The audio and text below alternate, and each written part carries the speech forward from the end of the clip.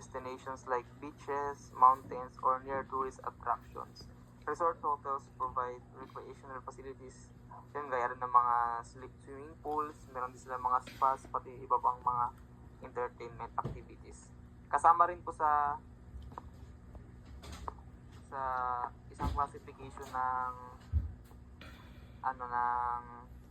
is guest type. Ang example natin dito sa mga guest type natin yung mga business hotels naman.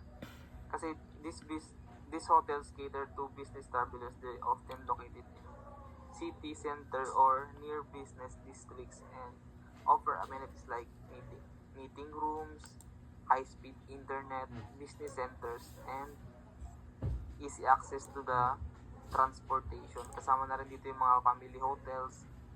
These hotels are designed with families in mind, offering family-sized rooms, kid-friendly